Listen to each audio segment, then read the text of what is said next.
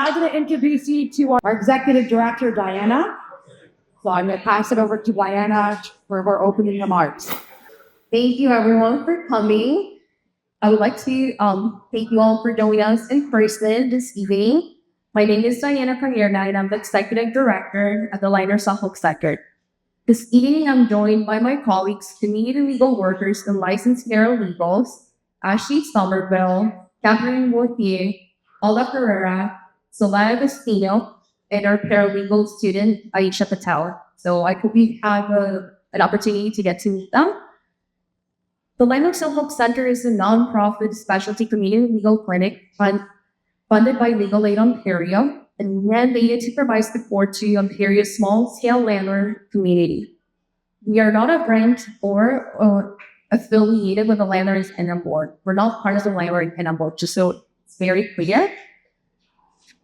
We provide general information, summary legal advice, and referrals.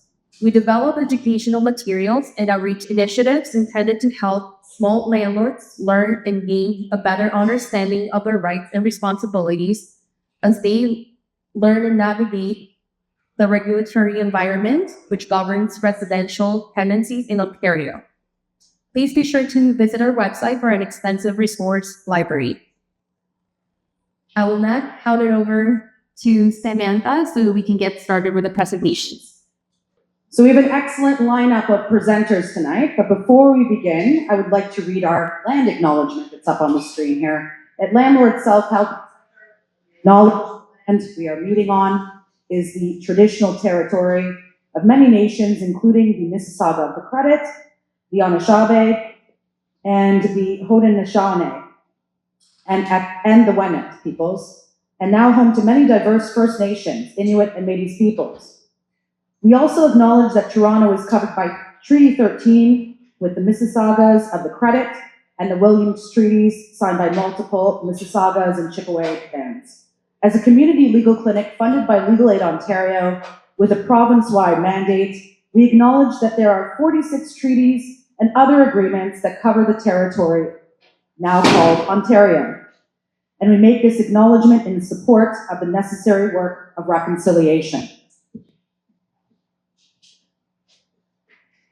On the screen now is a quick snapshot of the presentations going forward. We're going to be starting with the Tribunals Ontario Portal and its recent improvements presented by the Landlord and Tenant Board.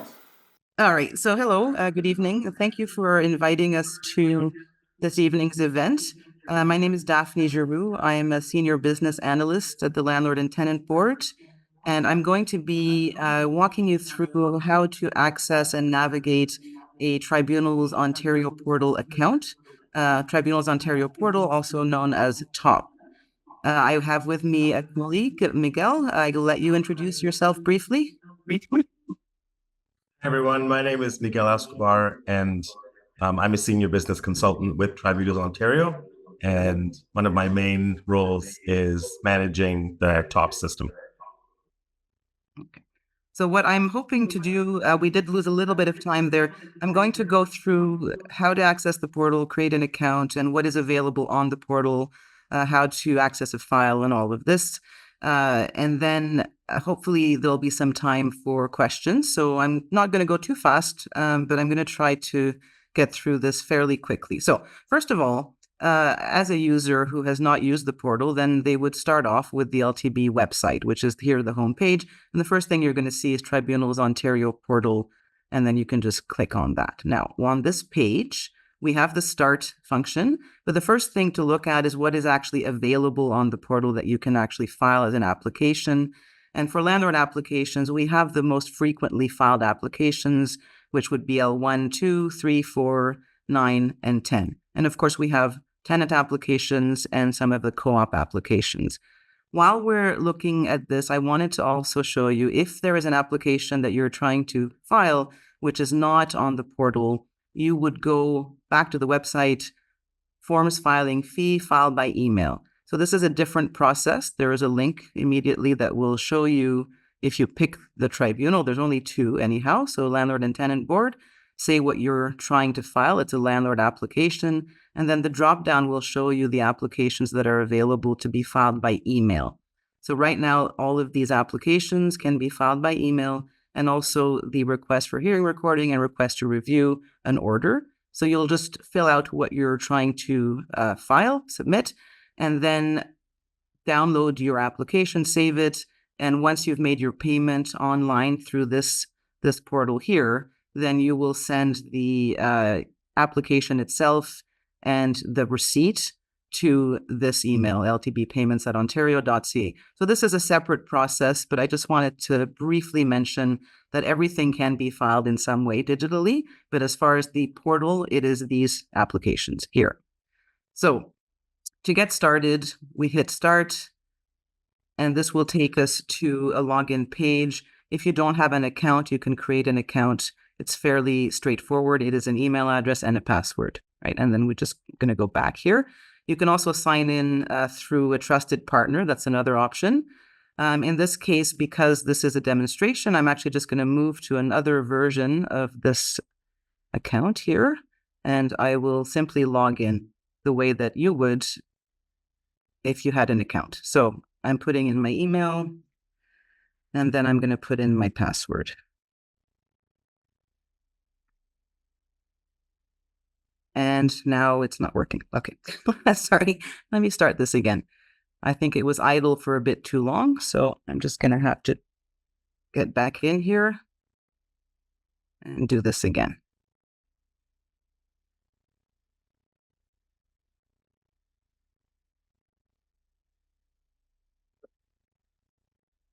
And I sign in. The first thing that I'm going to see now, this is really just my account. These are my account preferences that I can perhaps change my password, for instance, but I'm not actually in the LTB portal yet. That is accessible through this link here. And so when I click on that, I am now going to access my account.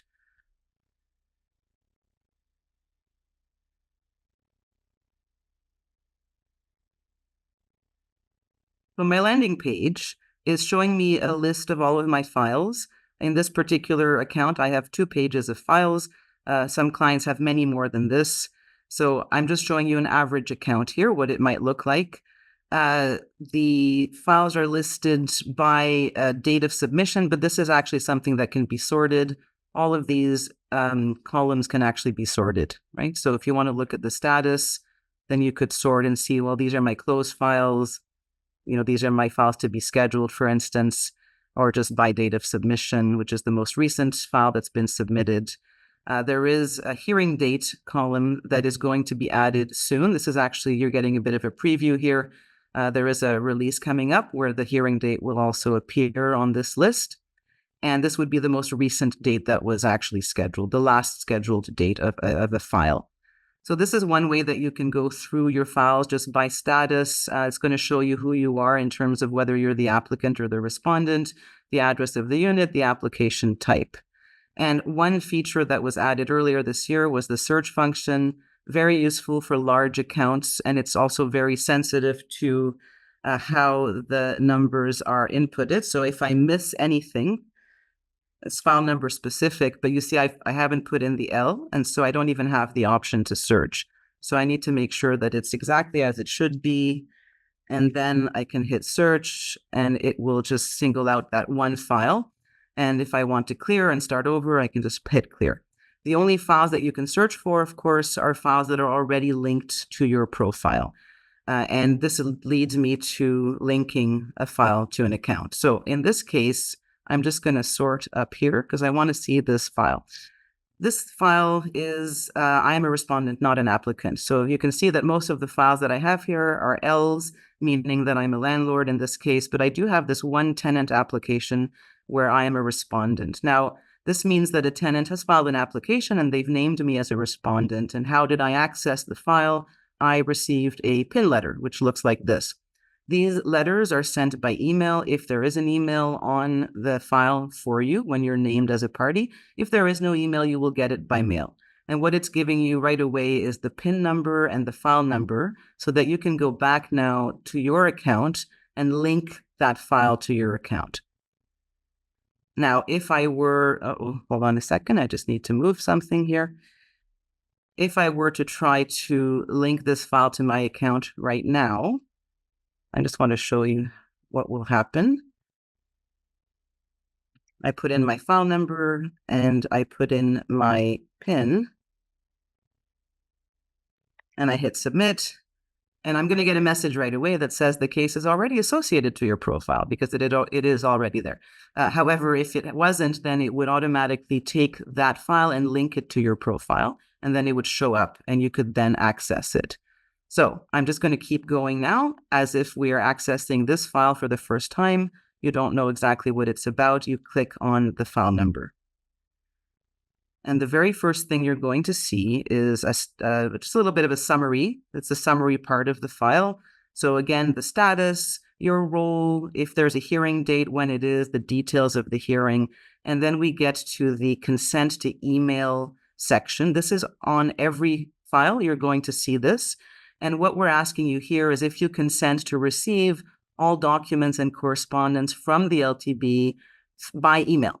Right, one way or the other, whether it's through the portal or through an email that is sent by staff, you are consenting to receive everything by email that we send out. This automatically defaults to yes, but you can always change it to no at any time.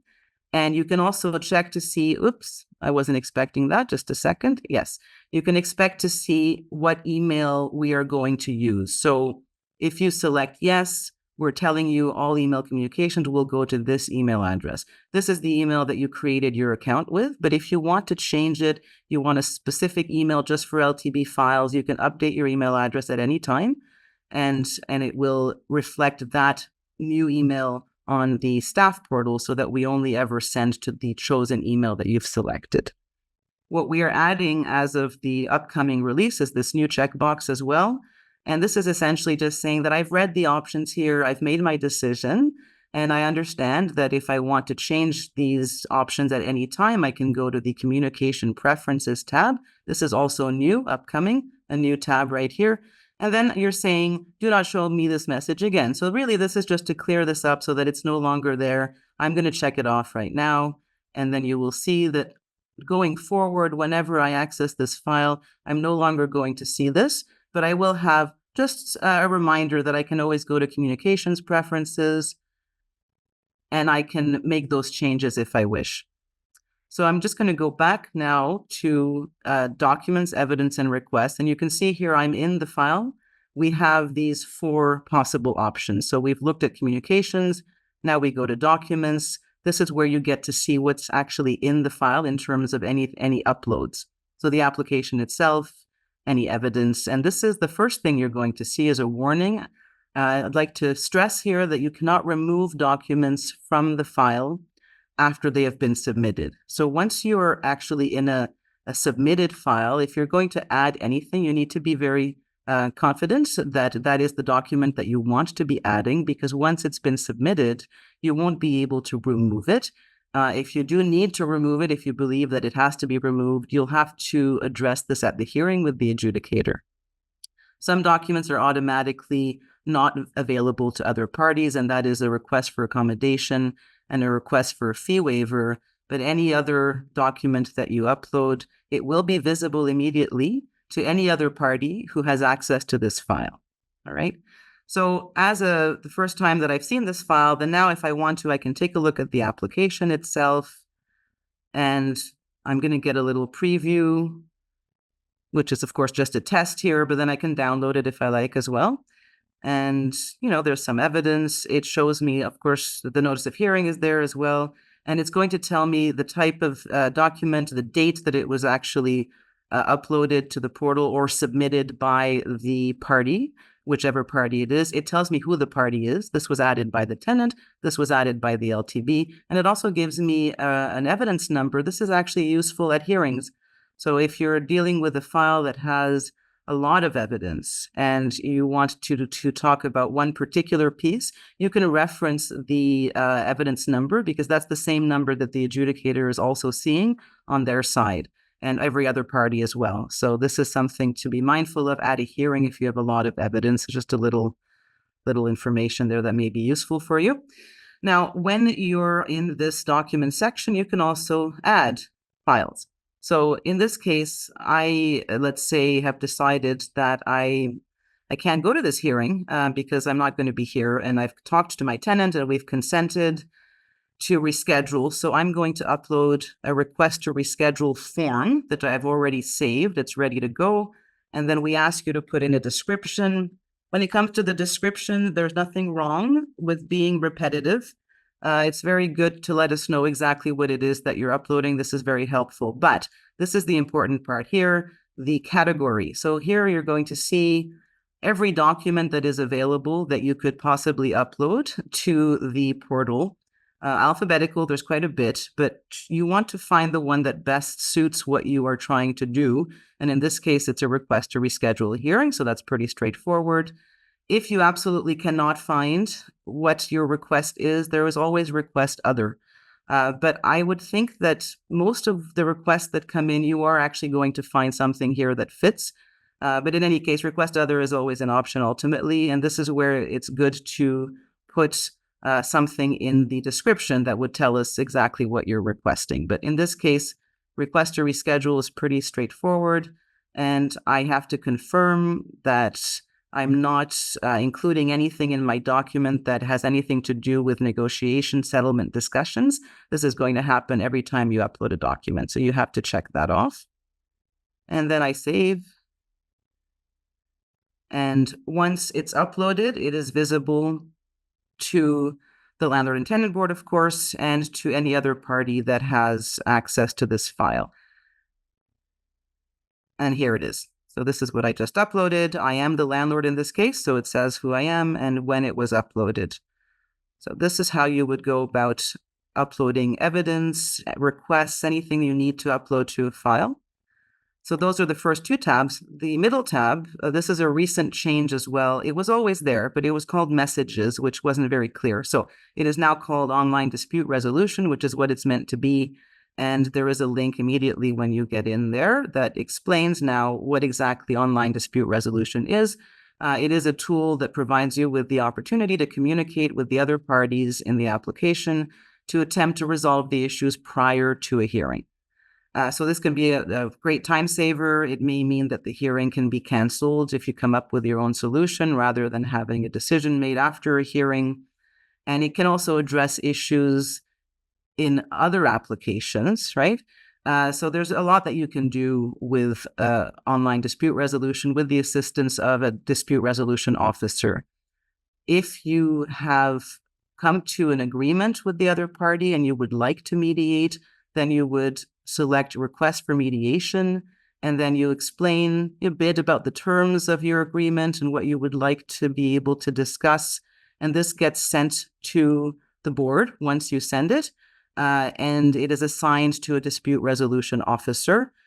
Requests for mediation like this one, they need to be made at least 2 weeks prior to the hearing if one has been scheduled. And that's because a dispute resolution officer will get in touch with you usually within 7 days. So if your hearing is less than 2 weeks away, there's no time really to be doing this type of mediation. But even if you do miss the opportunity to do this, of course, mediation is available at the hearing as well. So this is the ODR tab. And then I'm just going to go to the very last one here, which is summary, which technically is the first one, really. And this just shows you the basic information about the file. Again, who you are as a party, the application types. If this was a T2, T6, T3, I would see T2 and then a link for T6 and a link for T3. And then it also shows you the names of the applicants and respondents and any representatives that might be on file. So that is how you navigate through a file and what you can do and what you can add and what you can change. What I'm going to do now, and at any time you can always go back by going to this link here, return to file list. And I'm just going to show you very quickly how to create a file. We don't have time to create an entire file, but I'm going to just show you the link. It's right here, create a new file. And just go through the first few pages. The first thing to do, of course, is let us know, is it a landlord application tenant co-op? So I'm choosing landlord and start. And now I'm getting to the first page where I need to indicate what I'm filing. So if I were to select an L1, I would like to stress that this information here is very helpful. If you haven't filed that type of application before, we are giving you information that could save you some time here, even just telling you when you can file, for instance, right? It might be too early for you to file, so you can read through this and see if you're missing anything. And then there are actually some early validations. We need to confirm tenant is in possession, yes. All tenants have been served with the notice, yes. I have a certificate of service. I have the N4. Everything is ready. It's a monthly tenancy, and I serve the document to the tenant by handing it to them. So I filled out all of those categories, and now I can actually go to my next page. However, also, if you wanted to combine an application, you could also now add an L2, and you would be doing the same thing, checking off the boxes. But we're just going to keep it as an L1 here, and then I'm just moving to next. Again, more important information here that is good to read. We are telling you that information entered in this application will be shared with other parties. It's important to understand that. You also have, you are now entering a draft. So we explained this. The draft is free. It's not actually visible to anyone until you actually submit the application. And that means making the payment at the end. One thing to bear in mind, though, is that if you were to start your draft today and your notice of termination is expiring in 2 weeks, you have plenty of time. But if you don't actually make your payment until, a month from now, even though your draft is still there and you started it early, you've now missed the deadline for your notice. So it's important to remember that under the RTA, Residential Tenancies Act, there are deadlines for filing applications. And even though you may have started your draft on time, if you don't actually complete the application on time, then you've missed that deadline. So just a little reminder there. And then once this is done, I confirm that I understand that all information related to the proceeding may become publicly available in a tribunal decision, an order, or any other document. And I must confirm that I am aware of this, and then I can start my application. Now, rather than do that, of course, I'm going to go back to my home file list, and we've only got 5 minutes left. Okay. I wanted to show you a little bit more, but I don't know if we have time now. Let me just very quickly. I just went into a draft. The draft is my last chance before I apply, before I actually make my payment, to review everything. And so when we start at the end here, it shows us the rental unit that I've entered, the landlord information, representative information, tenant information, if I've requested any French language services accommodation, all of this. Once I actually get to the bottom, had I uploaded documents, which I did not do in this case, they would be seen here, and I would be able to preview my documents to make sure that it is the document that I want to upload. Because again, once it's done, once you hit save, you're not going to be able to go back. And I will show you the warning that you get. So I'm about to sign my application. I've entered everything. And now you get this warning immediately. Please make sure you review all your information, because once you get past this, save and next, you will not be able to go back. Okay. Again, because we're running out of time, I'm not sure if I can proceed with any more demonstration here. Perhaps the organizers can let me know.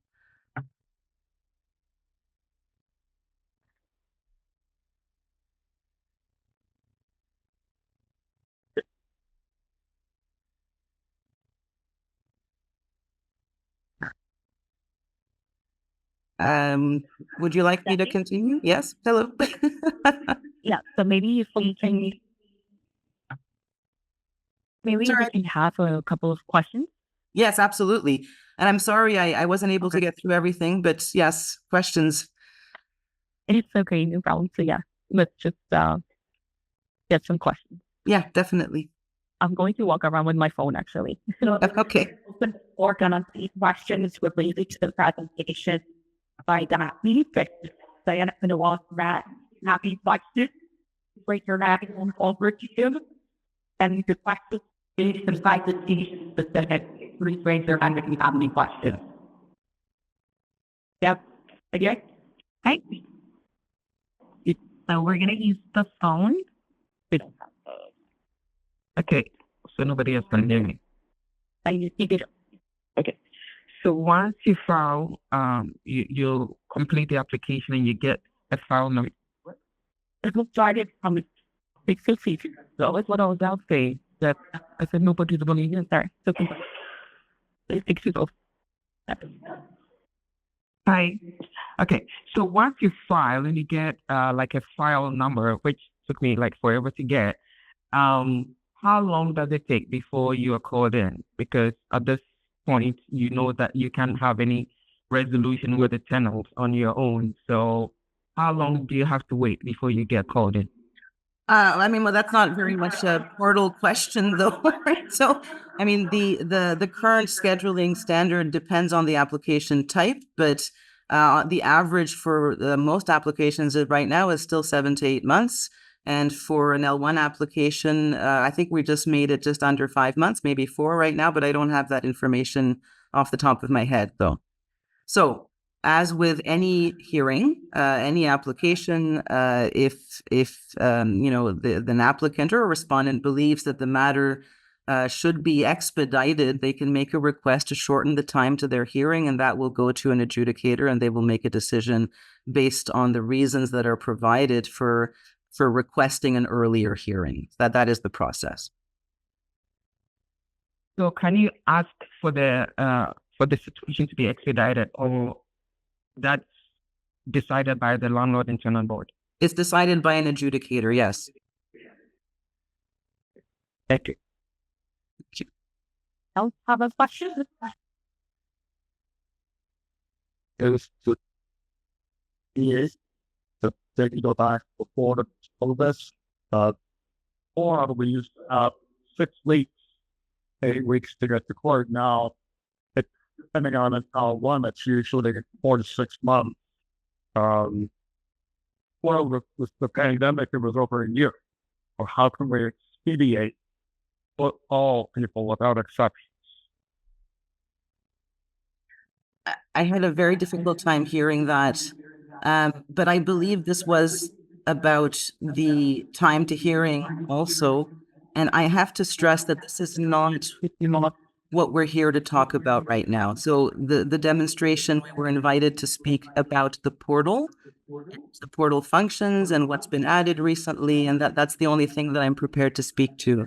Thank you. Thank you. Yeah, the question for the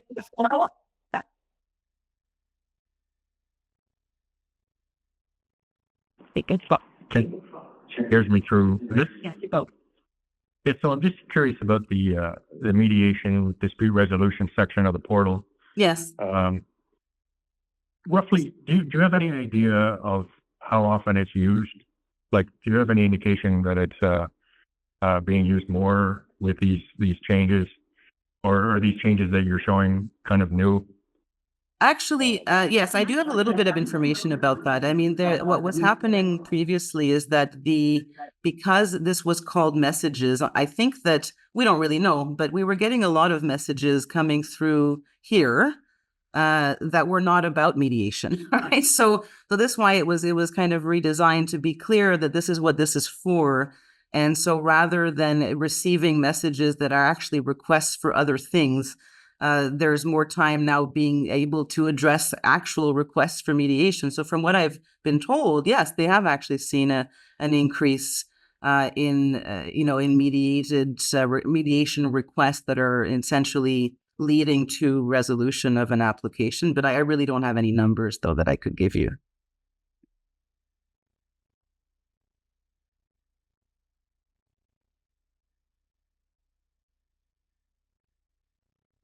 Okay.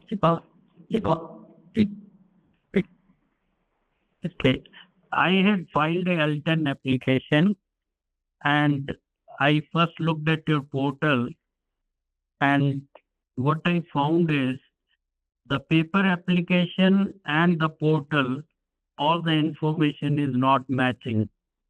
So your portal wasn't even allowing me to go ahead. May I ask? There are many mistakes there. Like you say, shade a square box and it shows a round box. So the portal and paper copy, they don't match. All right. Well, thank you for letting us know. I can definitely take that back. But I do know one thing that we are going to be addressing with the L10 is that on the paper form, the PDF form, it's very clear that you don't need to have the address, the current address of the former tenant, but on the online version, you're required to put in an address. And so we are aware of that, and we will be looking at updating that.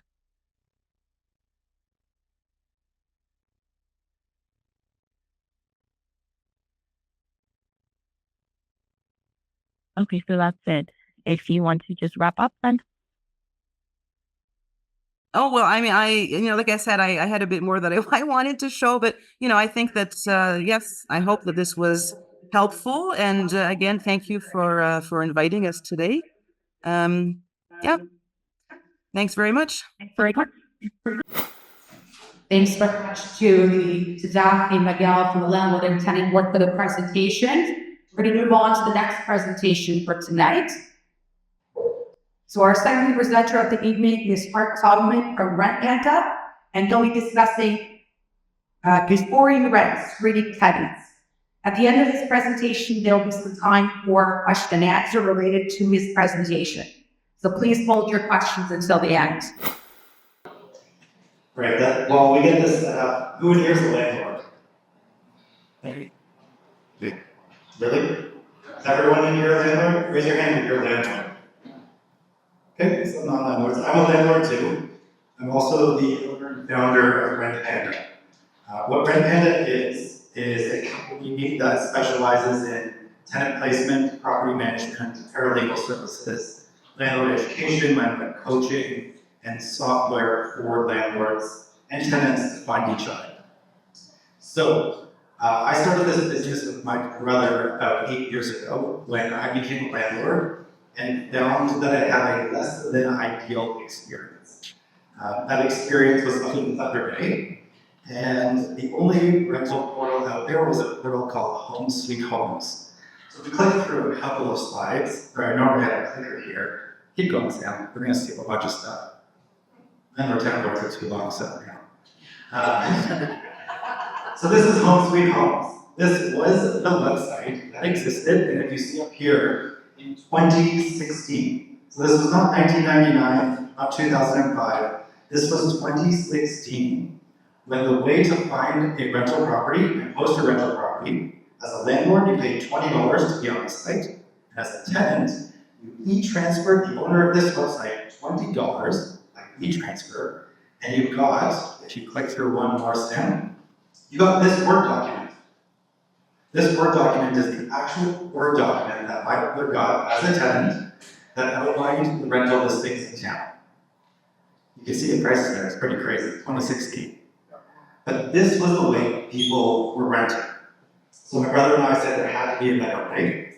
If we go to the next slide, we invented Rent Panda to really be a tool for small landlords in whatever fashion they needed us. So we started off with technology, and then we had landlords coming to us saying, nice tech, just find my damn tenants for me. So we started up tenant placement. We placed tenants, and then the landlords came back to us and said, hey, I don't want to manage my own tenants. So we started property management. And then the proverbial tests hit the fan, and we had to land in the paralegal space. So really what we're all about is servicing landlords throughout their landlord life cycle and being able to add value at every step of the way. And ultimately, I like to tell people that we are the garbage men of the real estate industry. We swear here, I don't know. We do the shit that people don't want to do. We do all of that shit.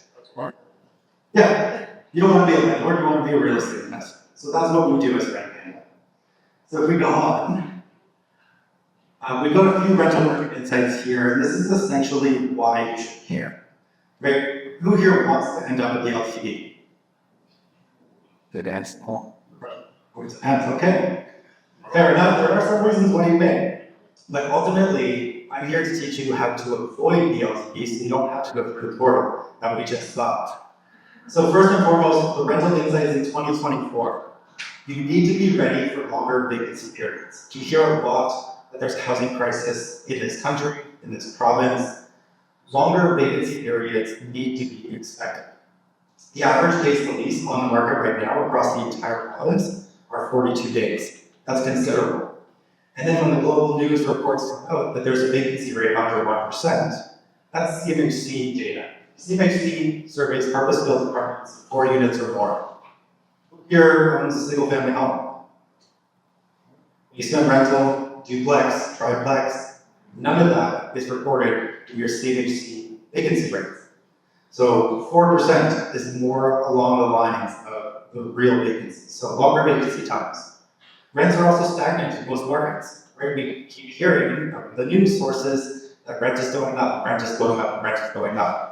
The reality is that rent in Ontario dropped 6 months straight. It was a small drop, but it dropped 6 months straight. In Toronto, rent dropped a hell of a lot. So you need to be conscious that rents are stagnant and dropping. We are all hoping that they are going up, but ultimately you need to be aware that they are stagnant. Then, the quality of tenants. Has anyone placed tenants recently? Yeah, a couple of you. The quality of tenants has dramatically dropped over the last 18 to 24 months. A+ tenants are fewer and far between, and I hate the term A+ tenants, but I'll use it.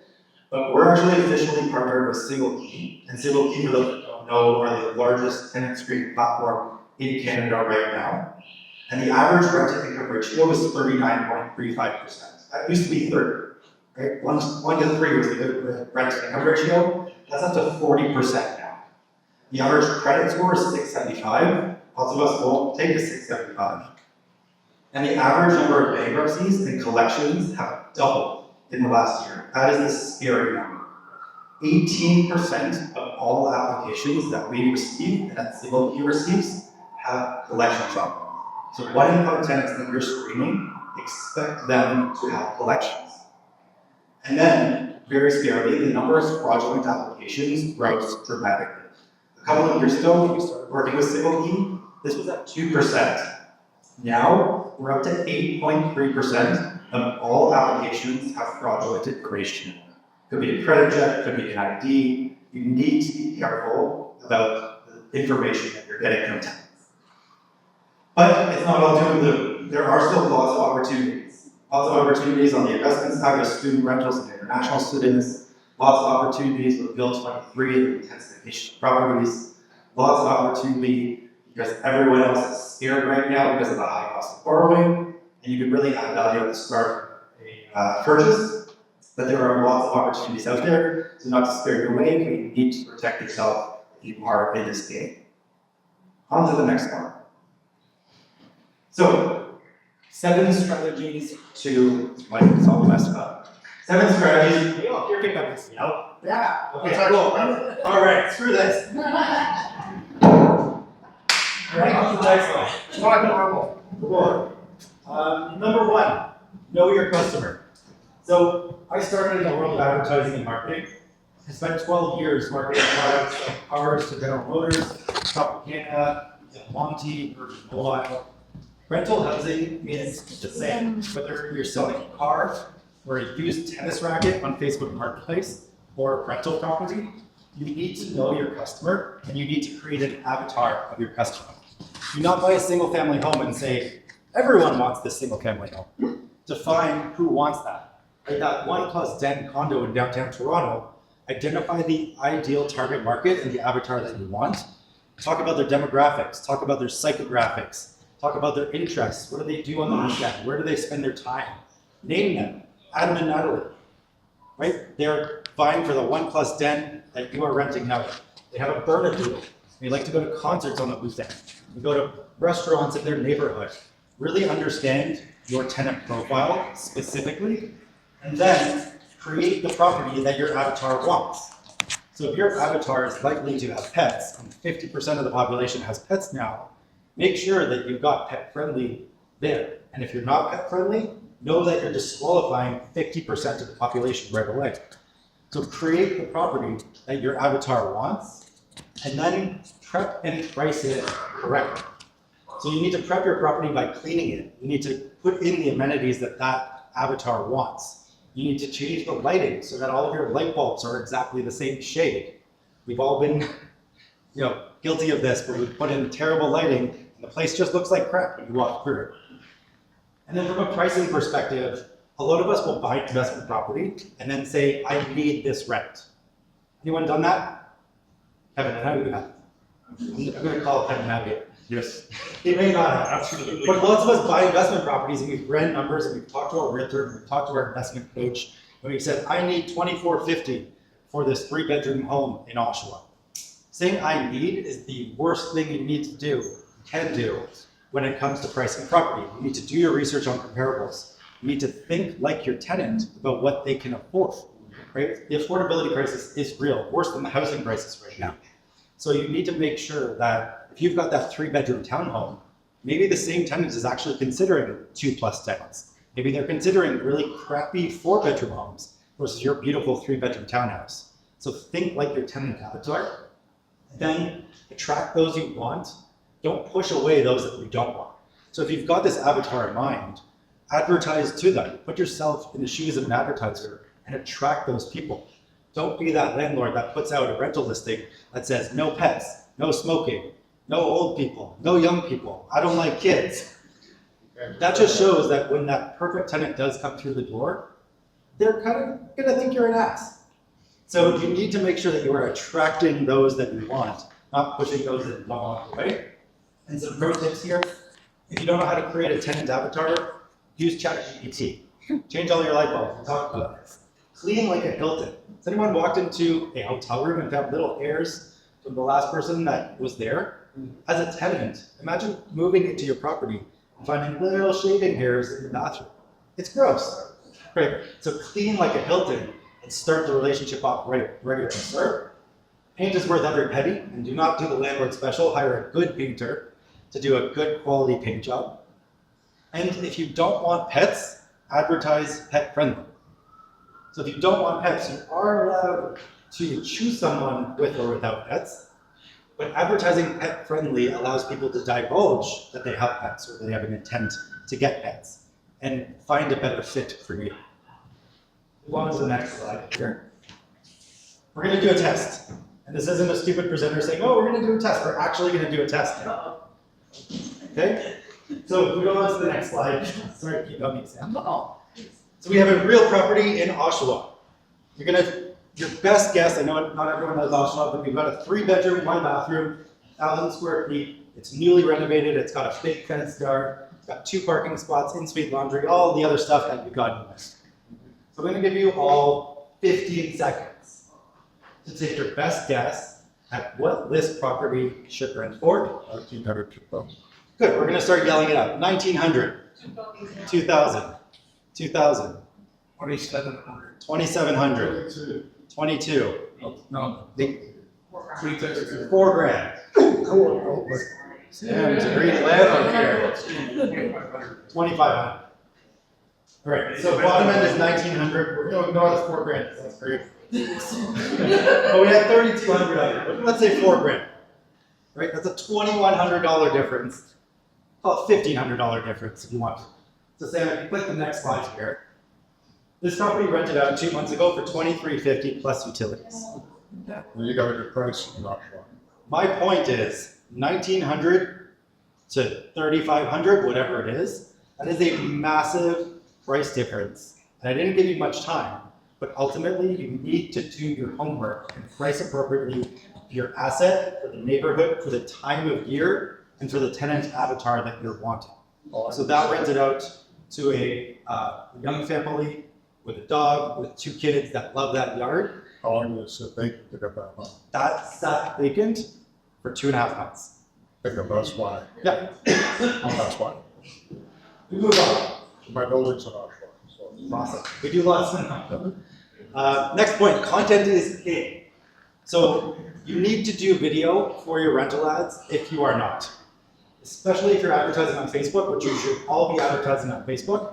Facebook's algorithm really points towards advertisements, either rental or otherwise, that have video on.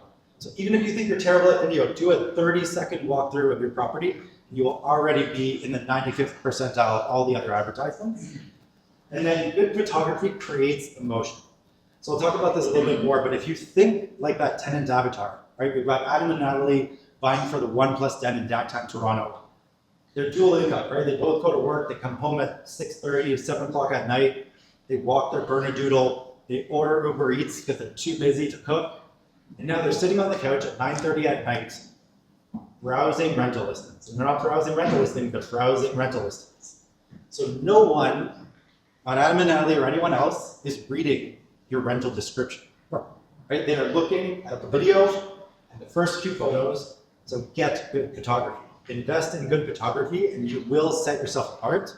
And in a world right now that doesn't have a lot of A+ tenants milling about, set yourself apart to get that. And then describe it briefly.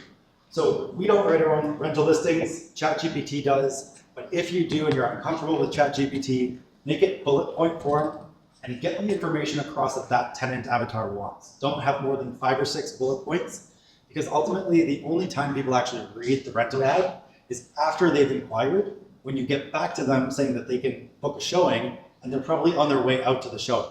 Natalie's going to Adam, hey, what places are we actually going to see? And Adam's going, holy shit, I don't remember what I actually clicked on.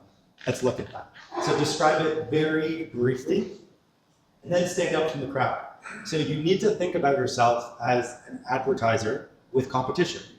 If everyone in this room posted your ad at the same time, you are in competition with each other as landlords. So you need to stand out from the crowd, whether it's price or video or staging or really good photos, whatever it ends up being, make sure you look at the competition. And you can use virtual staging, so we're going to do a virtual staging example here. So this was a property that we looked at and we rented out in Midtown Toronto. And it was a beautiful, new renovated property, and it was just really awkward and small. And so the landlord wanted us to do real staging, and we said, do you want to spend $2,500 staging a rental unit? No. Let's do some virtual staging, and let's use AI to actually do it for us. So we spent $7 overall. You could do it probably like $2 a photo, but we spent $7 and about 35 photos. Please to the next slide. This is what it looked like. So for $7, you just flip like back and forth there. Right. So that's like, you know, what is this? Where can I put my couch? I don't know if I can have a kitchen table. This is a really weird small space that you're charging $3,700 for. What the hell's going on here? A little bit of staging can go a long way. And no other listing is going to look like this that a standard landlord puts out. And it's cheap and it's accessible. And you can be ahead of the pack by doing it. So the next one is use the right platforms. So I mentioned Facebook Marketplace, but ultimately you need to use platforms that you are comfortable with. And you need to use platforms where your avatar is searching, right? So if you rented out a listing 10 years ago and you used Kijiji, A, stop using Kijiji, but B, understand where your tenants are searching. Put yourself in a tenant's shoes and go out and search for properties like yours. Go on Facebook Marketplace, go on Realtor.ca, go on Kijiji, Zumper, Zillow, PadMapper, Rent, like there's a million out there. These are the top. And I mentioned Facebook because you can see the number there. Facebook has 75% of all the rental listings, and 75% of all of our closed properties happen from tenants on Facebook. So people used to think Facebook tenants are crap tenants. Everyone is on Facebook now searching for rental properties because of how Marketplace is really pushed. And you can also need to look at localized Facebook groups. So I run personally and invest in international student rentals in Thunder Bay geared towards East Indian male students going to Confederation College. I am on every Facebook group that is for East Indian male international students going to Confederation College from Gujarat. It is incredibly niche how in-depth you can get on Facebook groups, and you need to understand your tenant avatar to know which Facebook groups to be on. And again, monitor what the competition is doing. If you've bought a pre-construction condo and there's 40 units coming available in your building that look exactly the same as yours, you need to know where those are listed, where those avatars are searching, and how to stand out from the other 40. On to the next one. All right, treat it like a job. So I do this as a job every day, but if you're doing it once a year, once every 2 years, 5 times a year, treat it like a job. So number one is pay to play. Mark Zuckerberg wants all of our money. Rentals.ca wants our money. Give them a little bit of money and set yourself apart. So $5 a day for 5 days will get you about 2,000 impressions on Facebook, more in Toronto, but it will put you in the top 5% of all of the listings out there. So these marketplaces want you to pay, And by paying just a very little bit, you will set yourself apart and you'll get a lot more traction through the door. And your first 48 hours is crucial. So a lot of these platforms work on algorithms, and those algorithms are based on engagement. And so if you think about what Facebook wants people to spend time on Facebook. And they do that by identifying things that people like spending time on Facebook with and pushing that out to more people. Right? That's how things go viral. So if you get traction right away, and in that first 48 hours, Facebook is looking real hard at whether or not people are engaging with your ad. So make sure you're priced appropriately. You've got those photos that attract people to click on your ad. And when they click that "Is it still available" button, you need to respond. Right? You need to respond and not get emotional. Right? When I started this business, we posted a rental property in Toronto. I posted my own basement apartment. We got 800 messages in 24 hours. 800, "Is it still available?" Who cares about an "Is it still available" message? Yeah, it is frustrating as hell. But lots of people, especially a year or two ago, would say, "I'm not answering," right? I posted in my ad that you need to inquire with all the information about yourself before I'm going to respond. And you're losing quality applicants because Facebook has taught people that "Is it still available?" that big blue button is an appropriate outreach method. Right? So you're penalizing them for what Facebook has taught them. So respond to everyone, don't get emotional, think about those first 48 hours, and then again, think about your tenant avatar and when they're on, right? So if you're on during the day and you're doing your day job and maybe responding to Facebook messages here and there, Adam and Natalie are on Facebook at 9 o'clock at night, reaching out to landlords, trying to get a rental property. So be on at 9 o'clock at night, because when they're scrolling through, they hit "Is it still available?" They're doing that to 30, 40, 50, 60 people. And so when they get a message back immediately, they stop scrolling, they stop engaging with your competition, and they engage with you. So being on when they're on is really important. And again, it can be frustrating. You get tons of messages at 11:30, 12 o'clock at night, 2 o'clock in the morning. Right? There are ways to smooth out responses. You can use text replacement. There are now some new bots that are coming out that can actually respond to messages for you. So the world is really changing from a digital marketplace perspective, and it's much more accessible to small landlords like us. Awesome. And then we get into screening. So we all like to screen tenants. Sure. Make sure you pre-screen to save you time. Right? You don't want to take those 800 people who acquired through to a showing. Right? Showings take a lot of time and effort. So send them through a pre-screen. There's lots out there. Google Forms, Single Key, Leasey. There's a million tools out there that will pre-screen your tenants for you, but ultimately pre-screen them to save you time. And then in this market, we need to reel in tenants. We can't be those landlords anymore that ignore "Is it still available" message. We can't be the landlords that say, "Hey, give me all of your information or complete this massive application to come out for a showing." You need to cast that reel, cast that board, I don't fish, cast it out and slowly reel it in, right? So if someone hits "Is it still available?" respond to them with "It is. Hope you're having an awesome day. Can you tell me a bit about yourself?" Or "Do you have any questions about the unit?" When you engage in a conversation, you slowly reel them in. Once they've answered a few questions and they've asked you a couple, then you send them to a link to the pre-screening to book a show. Then when they do that very little pre-screening, you then engage with them further before they come through for the showing. So you want to reel them in because good tenants are searching out there and everyone wants them. So you got to really joke that. And then you want to be transparent about your process. So if you are not willing to accept anyone under a 799 credit score, your choice, but tell them that, right? Don't waste your time, don't waste people's time. You will get frustrated and emotional with the process. So be transparent about what you're looking for, but do not violate the Human Rights Code. Read the Human Rights Code and do not violate it. So screen, that's fair, and then we get into the meat and potatoes of screening. Number one is qualitative screening. So everyone thinks about credit checks and background checks. The first and most important rule of screening is do it qualitatively first. So at the showings, number one, prep your property. Put the toilet seat down, clean the property, open the oven and clean that oven, open the fridge and clean the fridge, make sure the lawn is mowed, make sure the snow is taken care of.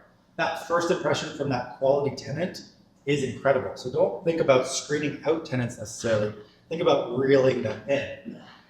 And then you are both a salesperson and an interviewer. If you've got that property in Oshawa and you want that young family coming through, know the school zones, know the amenities nearby, know the local bus routes. Make sure you are a salesperson just like a real estate agent, but at the same time, have your list of interview questions. Make sure you understand how to ask the right questions, and take note of the answers because you will forget them if you're doing lots of showings. But be an interviewer, and the qualitative metrics are incredibly important. If someone arrives on time, if you told them to call you and not knock on the door, and they knock on the door and didn't call you, if you say park on the road and they parked in the driveway, if they're not dressed appropriately, if you smell them inconspicuously, you know that they're a smoker and you don't allow smoking, you're not going to be able to get past that. So the qualitative metrics that give you that gut feeling as a landlord, make sure you quantify them and you track them across the board. And the biggest trick is ask questions and leave pregnant pauses. People really do not like pregnant pauses. So if you ask someone to tell them about yourself, and they answer, oh yeah, no, I'm off the block and looking to move in. And you go, why are you looking to move? And they say, because I don't like my place. Why don't you just stand there in silence? Super uncomfortable, right? I know. You make them fill the silence with information. So in that silence, they're going to be like, well, you know, I'm moving because my landlord's selling the property. And, you know, we didn't really like the neighborhood, and I'm splitting up with my partner, and my dog ripped up the flooring, and so I need to get out. So create the silence, and they will fill. Then we get into the actual meat and potatoes of screening. So I'll be a little bit harsh and say that if you are not using digital tools to screen your tenants, you are being lazy or cheap. One of the two, so you gotta choose. There are a ton of digital tools available now to us as small landlords that were previously only available to institutional landlords and REITs and big property managers. So there is no excuse to not screen. Right? Do not be desperate. Sit on that vacancy versus take liberties with information that you've been given that you don't know firsthand. So number one is have an application ready. Don't be building your application once a good tenant comes through the door. That good tenant will disappear. So have your application ready. And then run your own credit check and background check. Single key, rent check, front lobby. There's a million tools out there that will allow you to run a credit check. Accepting a credit check from a tenant puts you at a 8.3 to 9% risk of fraudulent information. So if someone says, oh, I don't want to run a credit check, here's my Equifax report, great, I will conditionally approve you, but I will run my own credit check before writing that piece. There's no excuse to not run your own credit check and background check. Then you want to verify ID. We'll do a little task after this, but verifying your ID costs $3. There are lots of fake IDs out there. Run income verification. If you're unsure, you can actually pull tenants' bank statements with their consent and see 12 months of banking history with income and expenses going in and out. The company is Verifast that we use, available to everyone. You want to check Hanley and Open Room databases for judgments against tenants. Again, if you're not checking that, you are lazy. Sorry to be harsh. Check all references and run GeoWarehouse. We all know realtors, we're landlords, we all know realtors. So when you call that landlord reference, how do you know if it's Uncle Jimmy pretending to be the landlord or not? Run GeoWarehouse on that reference and make sure they're the owner of that property. And then check all your social and online resources. The number of people that forget to Google someone's name is incredible. Google them, check them out on Facebook, check them out on LinkedIn. Do your due diligence, and if you're using rent reporting, communicate that you want. Okay, we're going to do this in 30 seconds. That works. All right, spot the fraud. Everyone can spot the Mason or whatever his name is.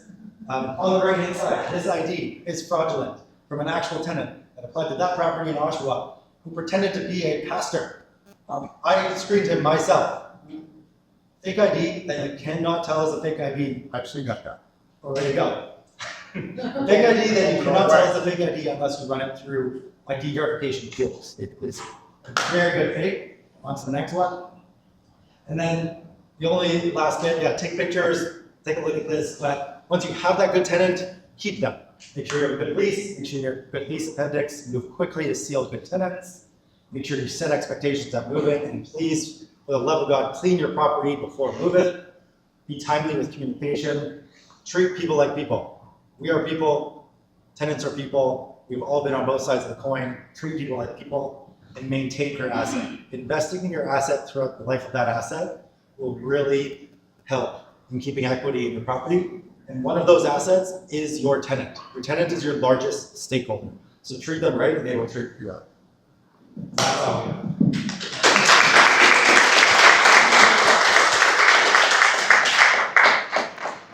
I know I went through it very quickly. Lots of information online. I'm happy to chat with anyone afterwards or email me. I'm happy to chat, but I'm happy to take some questions now. Questions?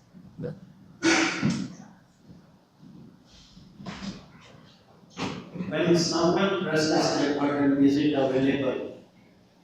I normally send in the Google form link, which has 2 screening questions. Is it still making you comfortable? 2 years ago, yes.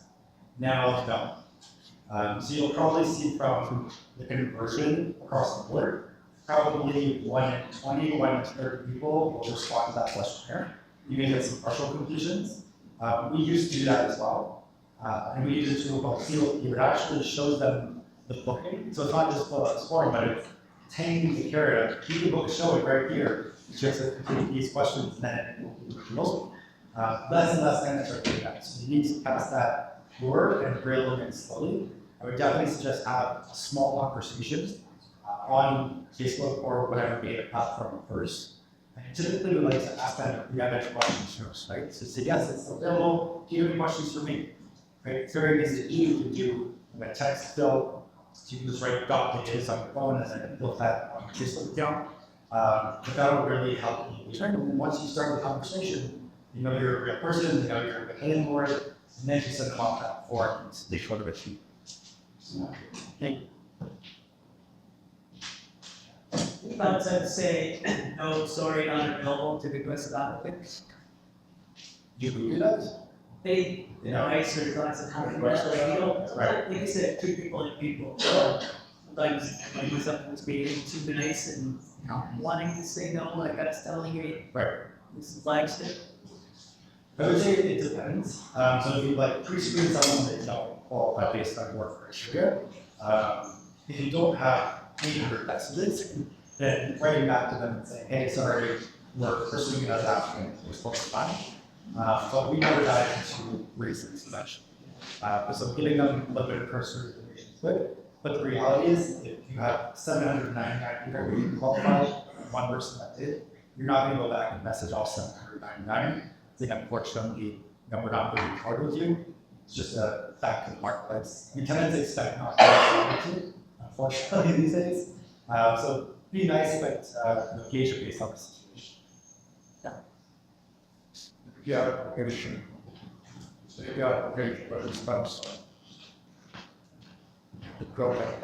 When you mention each tenant, you have to screen them, you have to pay them. You pay in order to screen each one of them. No, so 99% of the pre-screening tools out there are going to be completely free because most are a pre-screening tool that then leverage into a full screening tool. Can you have any example like the screening tools like? Yeah, single key is a good one that we used to use before we customized our own. Are they dependable? Single key, very much so. Yep. So So screen the website, the single key, and then you can get all the permissions. yeah, so if you go to single key, you sign up as a landlord. You can get as many free pre-screenings as you want, and you only pay for the full screenings that you then send out. And single key now has Equifax, TransUnion, background checks. They actually have international credit checks now. So there's a lot of tools within there that you can choose to pay for. But just pre-screening, you do that completely free. Yeah. We can rely on the service. Yeah, for sure. We've probably ran, 10 to 15,000 single key checks in the last 3 years. Thank you. No problem.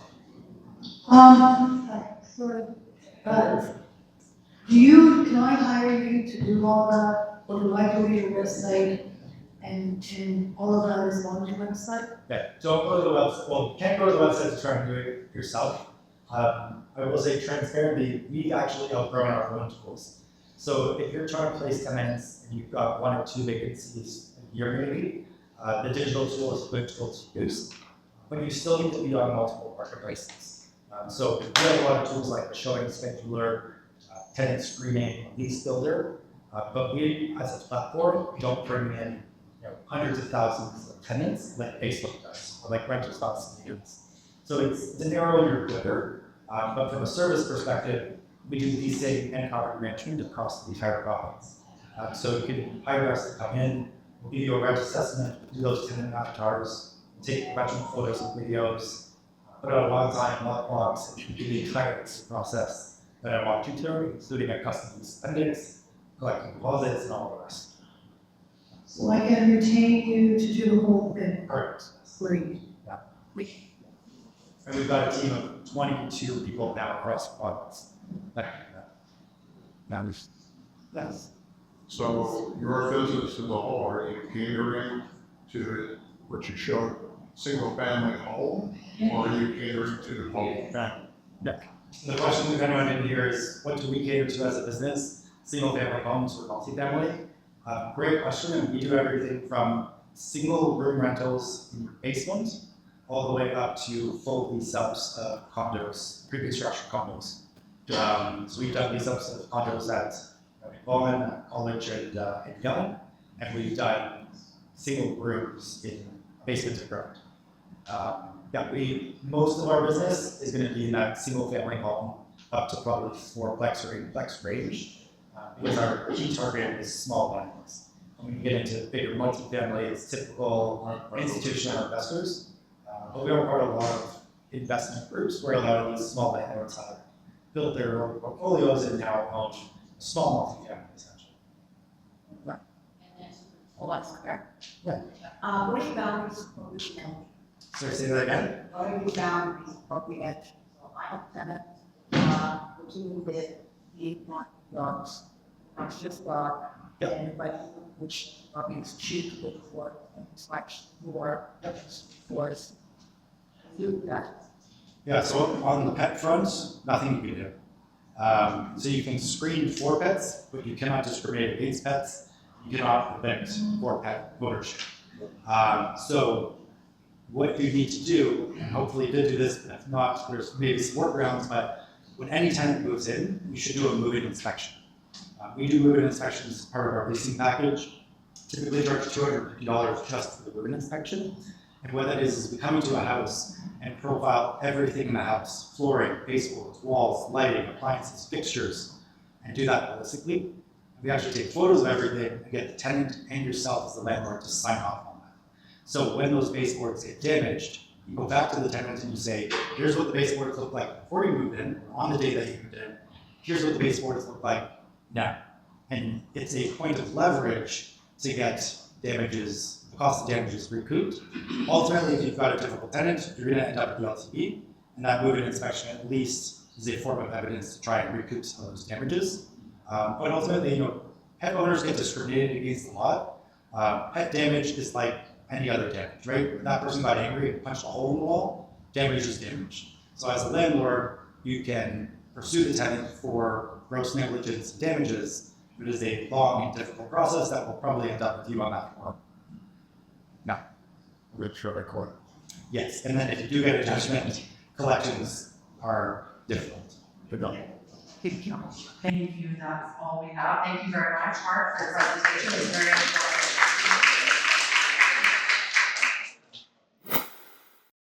Okay, and we will be discussing anti-renoviction bylaws in Ontario municipalities. At the end of this presentation, you will have an opportunity to ask some questions, so please hold your questions until the end.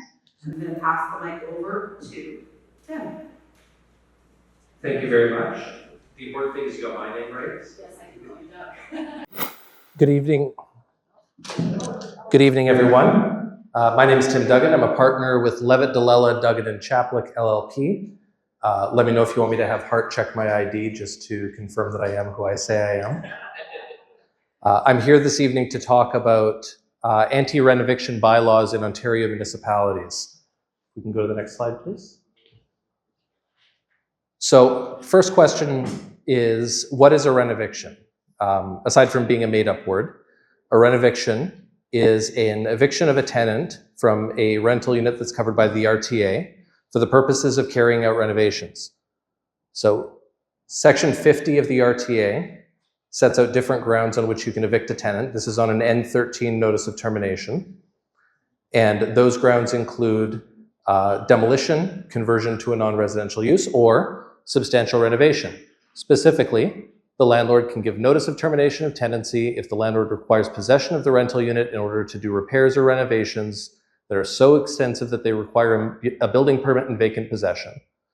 Now, there are certain things that the landlord is required to do in the course of giving a notice under Section 50, Sub 1, Clause C. They have to give a minimum of 120 days notice. They have to give the tenant the right to return.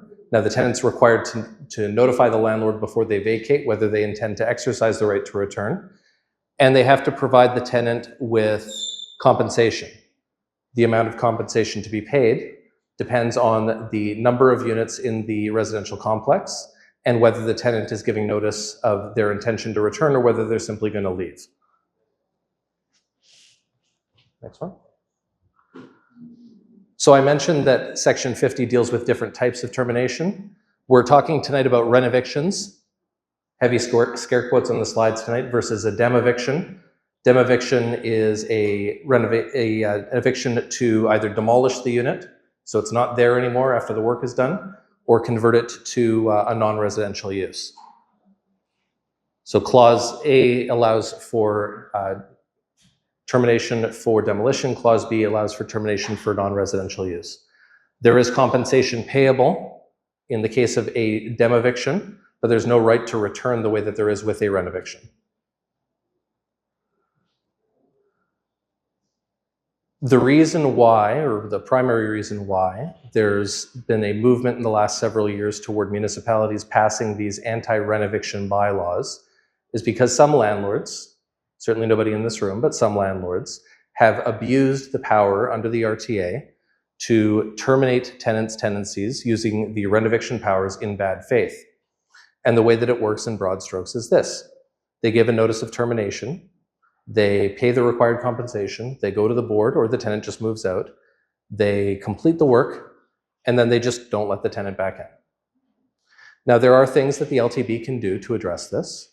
The LTB can certainly award damages, can fine the landlord. If the unit is still vacant, then the LTB can restore the tenant to possession, or alternatively make an order. If there's a dispute about whether the unit is vacant, make an order that the landlord can't enter into a new lease agreement. There are also things that the LTB can do if the unit is occupied. So for example, if the unit is occupied by the landlord, the LTB has the power to remove the landlord from the unit if the tenant wasn't lawfully evicted and restore the tenant to possession. So the case I've cited there is a case called Minus and Adler. So Minus and Adler wasn't a renoviction case, but it's somewhat instructive for the principle. So what happens in Minus and Adler is you've got a tenant who's got this luxury home in central Toronto, and he's running his multinational, multi-million-dollar investment or widget manufacturing, whatever business out of this home. And at a certain point, he leaves the home, and he's in this long-term fight with the landlord, and the landlord says, you know what, he's using that as an office. It's not a residential premises, therefore the RTA doesn't apply. I, landlord, am going to move myself in and lock the tenant out. So the tenant goes to the board, goes up to the divisional court, and what the divisional court says is that essentially it would be perverse if the power for the board to reinstate a tenant to a vacant unit could be thwarted because the landlord moves themselves in. So the board has the power to displace a landlord from a unit to reinstate the tenant if the tenant was not lawfully evicted. Similarly, if the landlord moves somebody else in who is not a bona fide arm's length tenant, divisional court decision in Schramm and Thompson tells us that the board can restore the lawful tenant to possession. So in that case, you have somebody who unlawfully locks out the tenant, moves her son into the unit. Son's not paying rent, son doesn't have a lease, son is basically there as a warm body to prevent anybody else from moving in. Again, the board finds and the divisional court supports that this is a sham. The LTB has the power to rectify that situation. But the LTB's power is not unlimited to deal with these things. Sure. And where the limit of the board's power arises is if the landlord has re-rented the unit to a bona fide arm's length tenant who is themselves also entitled to the protections of the RTA. So tenant number one gets unlawfully evicted. In this case, in the case of a rent eviction, they get unlawfully denied their right to return. Landlord, before the board can do anything to tie it up, before anything else can happen, runs out, re-rents the unit to a new tenant who's at arm's length, who has no idea that any of this is going on, who now is also entitled to the protections of the RTA. And in that case, as confirmed by the divisional court in a case called Tata and Minto Apartment, the board cannot displace the new tenant, who's considered to be innocent in all of this, in favor of the old tenant. So the original sin, if I can call it that, and it may not have been the first one, but it's the first one in my 15 odd years of practice that I can remember getting this much attention, was the case of 795 College. 795 College, for those of you who've been in the industry for some time, going back to 2016 or so, you may have heard about this, you may have read about it in The Star, Blog TO, now Toronto, the Global, pick any other media source. So 795 College is the corporation that owns a building at 795 College Street. It's an 8-unit apartment building that was largely occupied by lower rent paying artists. Building comes into new ownership. The new owners want to fix up the building. They serve notices of termination for renovation. The tenants go before the board at the return of the applications and they say, we don't think the landlord is acting in good faith here. Please don't evict us. And the board says, well, the landlord has the right to do the renovations and you're entitled to your right of return. So we're going to give the notice, the eviction orders. You tenants exercise your right of return. Unfortunately for those tenants, the landlord proceeded to do the renovations and then re-rent the units at amounts exceeding 3 times the rent that the original tenants were paying. So the tenants went to the board. The board did what it could, which was to levy the then maximum fine of $25,000 per application brought by the tenants for a total of $75,000. That was the max on a per application basis for the board's monetary jurisdiction at the time. The landlord was also charged under the offenses section in the Residential Tenancies Act, pleaded guilty before the Ontario Court of Justice, was fined a further $60,000 on top of the $75,000. So the landlord was made to pay significantly, but those tenants didn't get back in. So the framework as it is under the RTA, and we're not to the municipal bylaw part of this yet, but under the RTA, there is an opportunity that some landlords have exploited to be able to displace lower rent tenants in favor of higher rent tenants and essentially pay the price via fines and damages and whatever else the board wants to order. So some municipalities in response to this, and there's been lobbying on this point by ACORN and other tenant organizations over the last several years, have started to put into place what are being referred to as anti-renoviction bylaws. The first in the province to do this was the city of Hamilton. Hamilton passed its anti-renoviction bylaw this year. It's intended to come into effect on January 1st, 2025.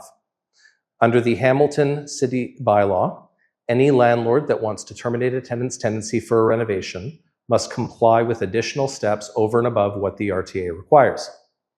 Those additional steps include applying for a renovation license within 7 days of serving the N13. The renovation license costs $715. If it needs to be renewed after a period of a year, the renewal fee is $125. The landlord must obtain all required permits, such as building permits, before it can obtain the license. So its application is held in abeyance, essentially, until it gets the building permits. The landlord must also either provide alternate accommodation to the tenant for the period of the renovation, or pay the tenant an amount equal to the difference between average monthly rent for the city of Hamilton and what the tenant's paying in rent for the duration of the renovation.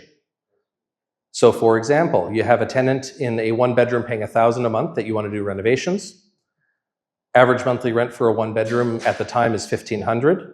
If you can't find the tenant a new unit under the terms of the bylaw, you're paying the tenant $500 a month on top of the statutory compensation for the period of the renovation to make up the difference between what they're paying you and what average market rent is for them to go live somewhere else.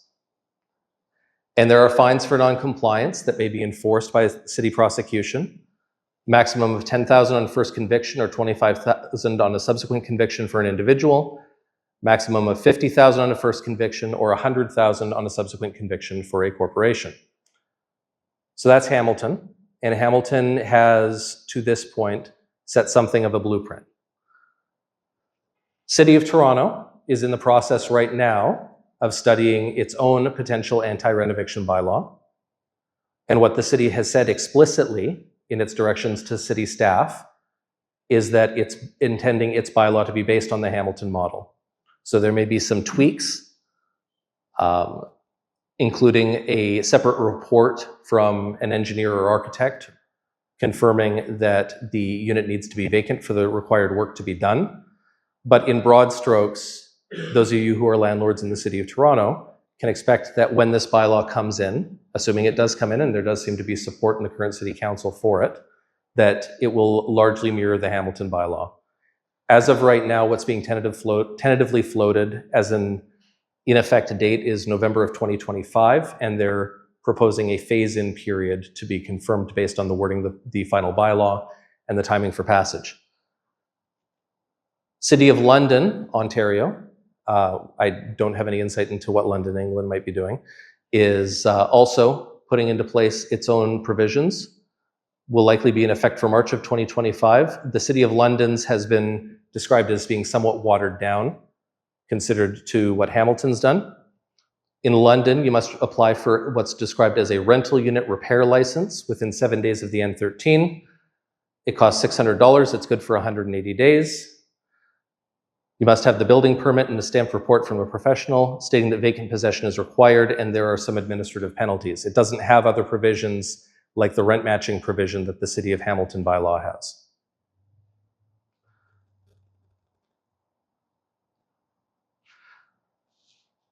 Now, interesting, the City of Kitchener has passed a bylaw providing for additional compensation for N13s for demolition or conversion. The City of Kitchener has taken the position that it lacks the legal authority to address renovictions. So it has taken a different position as to its municipal legal authority than Hamilton has, than Toronto and London appear to be prepared to do. Other municipalities, including Ottawa, Sudbury, St. Catharines, and Guelph, are widely reported to be considering whether to adopt a renoviction bylaw. It's safe to say that this is something that is going to be coming to some extent in at least many municipalities. There are some municipalities in and around Toronto where council doesn't appear to be taking it up yet. I haven't seen any reports about Mississauga or Brampton, to name two examples, taking this up. But there is some degree of political momentum for this. And it's something that in my practice, I'm suggesting that landlords plan for as they're looking toward their future planning. So depending on how we're doing for time, I'm happy to take any questions there might be.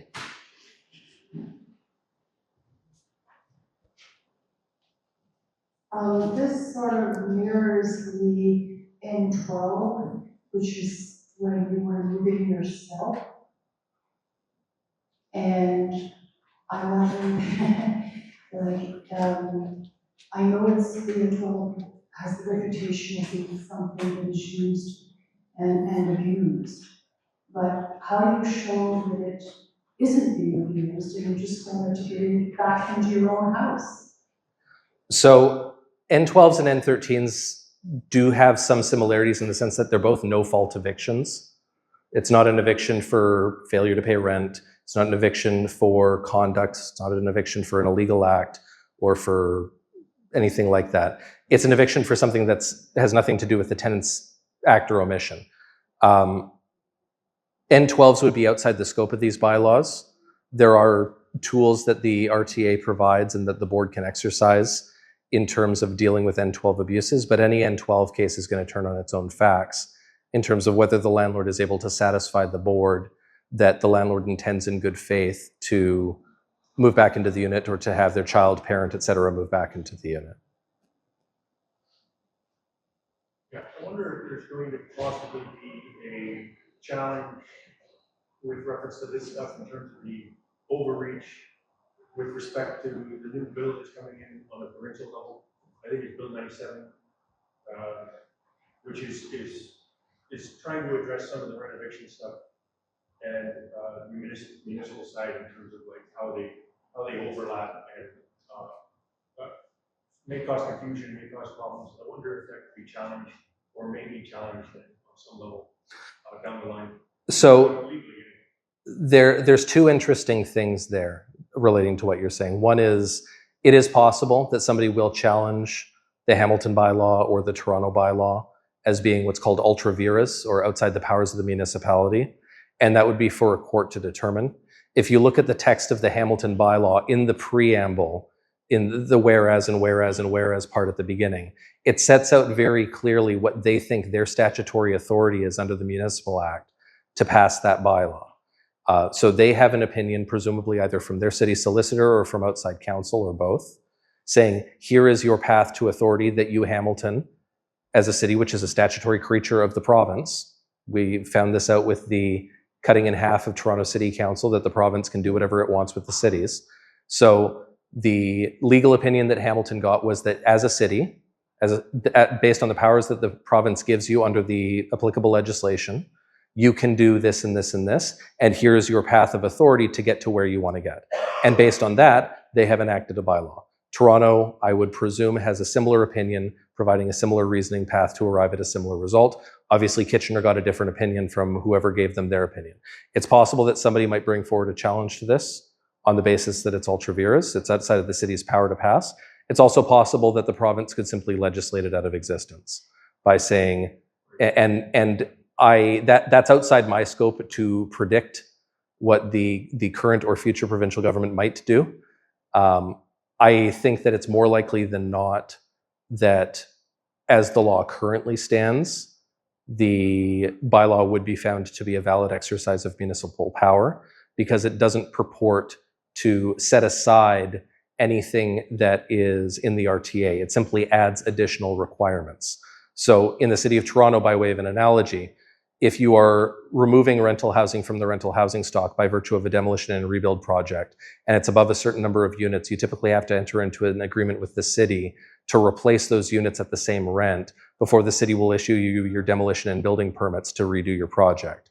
That's something, as far as I know, that nobody has ever been able to successfully challenge under the current legislative scheme, because the city has the power to consider what rules it wants to put into place before it issues a permit for demolition and building.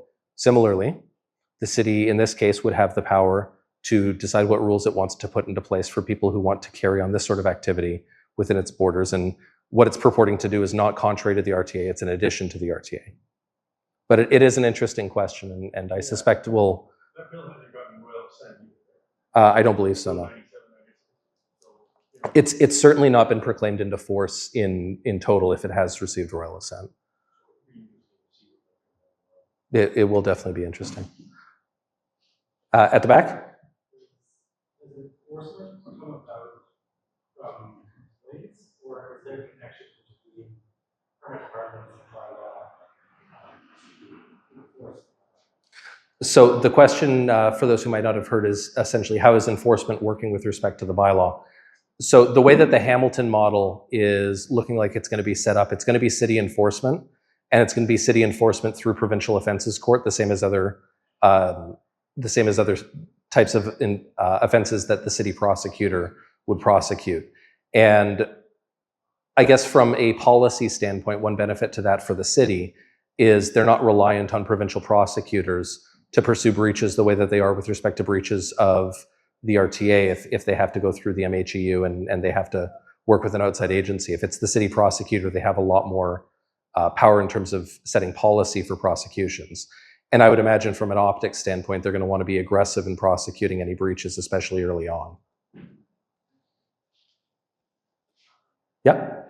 I have a four questions.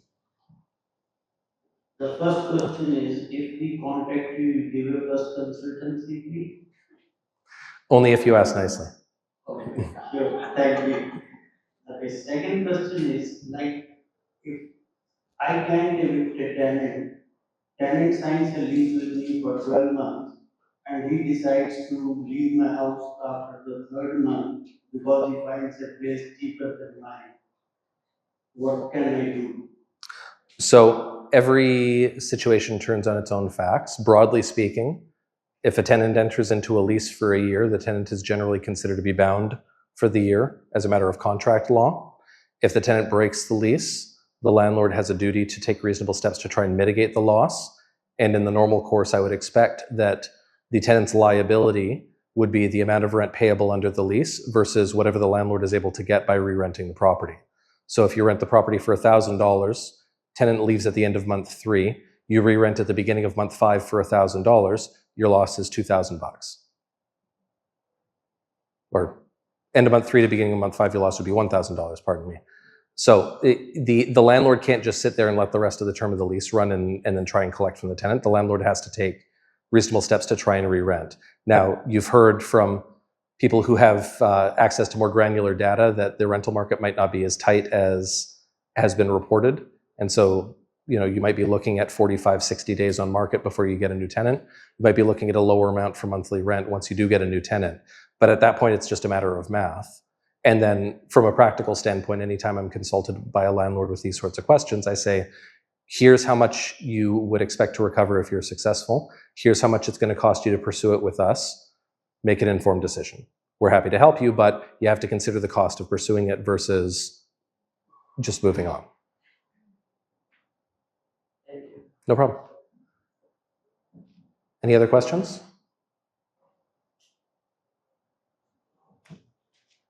Thank you all very much for sticking around to hear me.